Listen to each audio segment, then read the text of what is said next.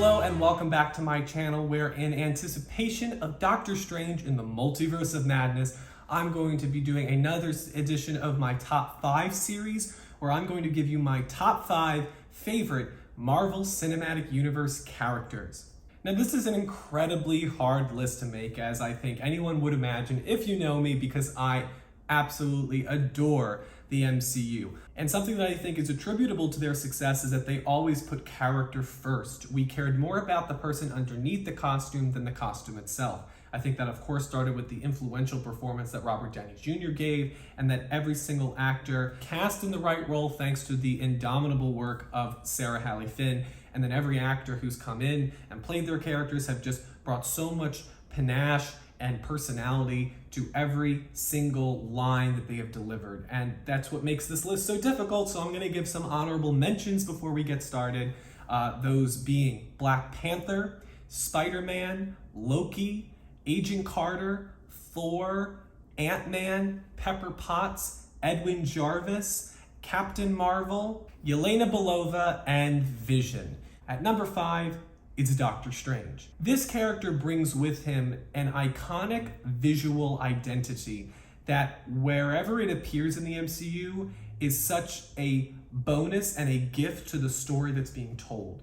How magic was introduced through this character was so effectively done. I owe that, of course, to Scott Derrickson, who directed the first film, and I'm sure Sam Raimi is going to work off the blueprint that Derrickson did in the sequel. Now, this character could have been such a turnoff, and I know for some he is because of his narcissistic and egotistical perspective, but I think what's really daring about this character is the journey we take with him in the first film. He's so self-motivated at the start, and I love the scenes with him and Christine Palmer, as played by Rachel McAdams at the beginning, but then he goes on this journey of self-realization and understanding his true purpose, and it's just so enthralling to watch. I love the scene when he first kills one of Caecilius's henchmen, and he talks about how, like, when I signed up to be a doctor, I vowed never to hurt anyone, and I just killed a man. And then how Mordo and the Ancient One kind of fire back at him and say, you're still only thinking about yourself and what you want to do instead of what you need to do for others. The dynamic that was created in that first movie was really impeccably done, and one that constantly, wherever he then appeared in later installments, was just an invigorating addition to the ensemble.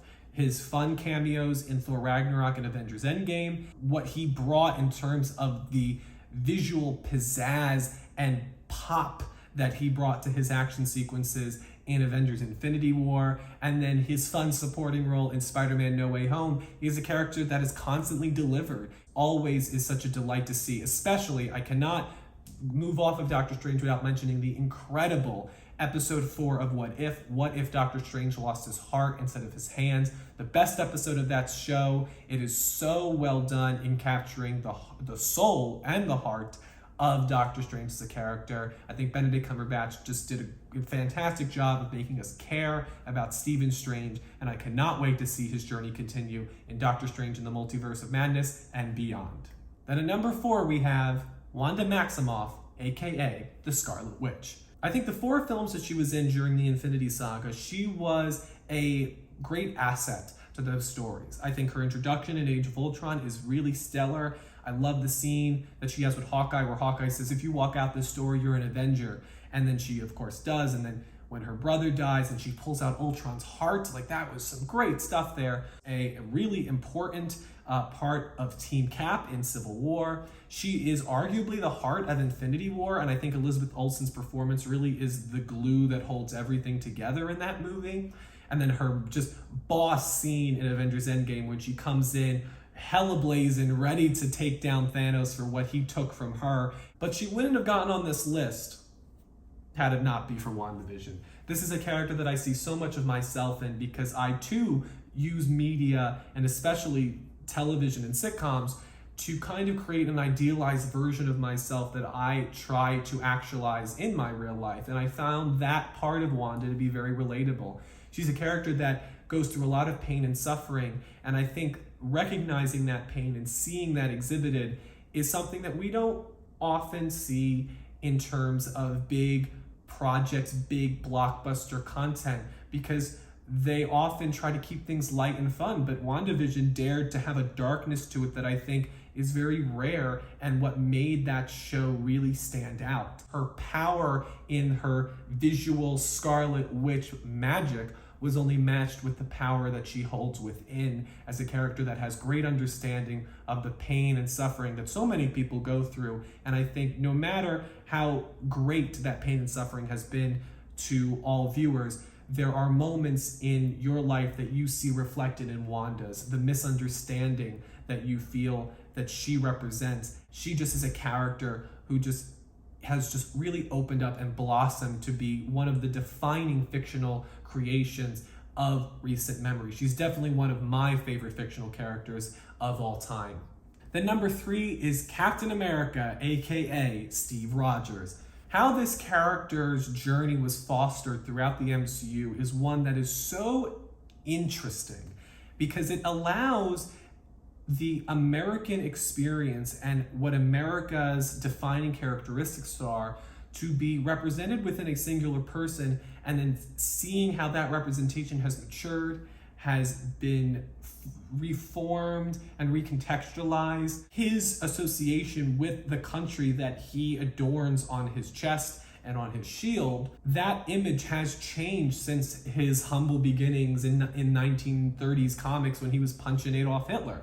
And so this character, I think, had so many more layers than maybe many people expected out of him. And the way that he transformed into becoming a defining fictional hero of modern cinema is something that I think is a great testament to not only the directors and writers who helmed this character, but specifically Chris Evans, who always wore the character's heart on his sleeves, and his purity and his vulnerability was an essence of this character that made him leap off the screen and really connected himself to so many viewers. So many people saw themselves in Cap, in his plights, in his failings, and his struggles. I think there's a respect that audiences have for Cap because of his moral center, and I think how they were able to change that as the films went on, how they confronted in films like Winter Soldier and Civil War. He transitioned and he changed with the times and with the audience that was watching him.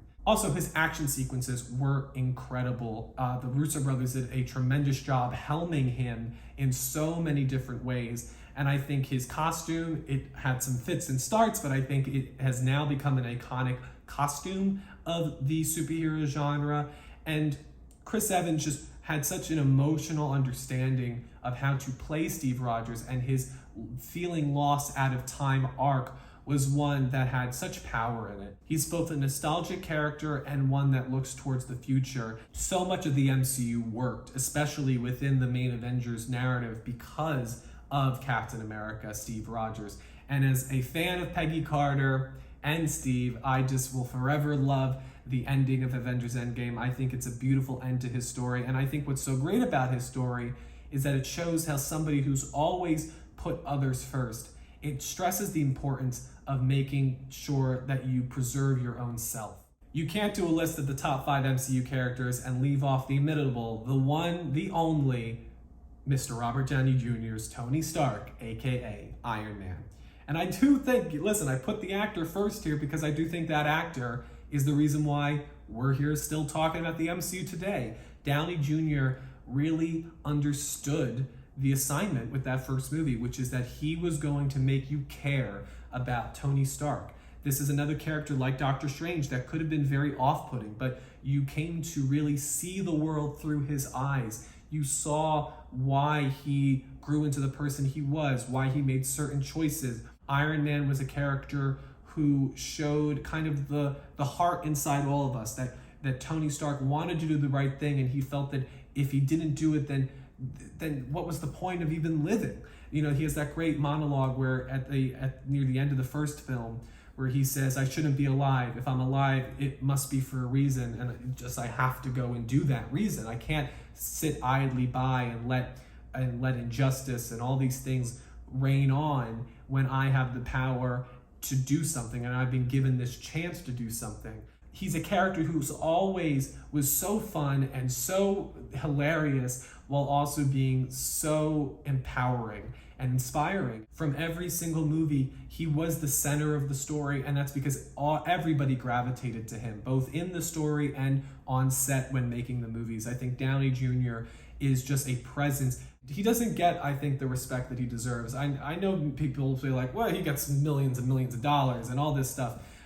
I still think that we underappreciate what Downey Jr. truly did. I think we look at Downey Jr. as a quipster who, delivered a couple great performances and wore the MCU on its back. But I think it's more than that. He touched something, and I think many people and many audience members, and it's almost something that you can't describe. That's the connection that he was able to forge with his audiences as Tony Stark.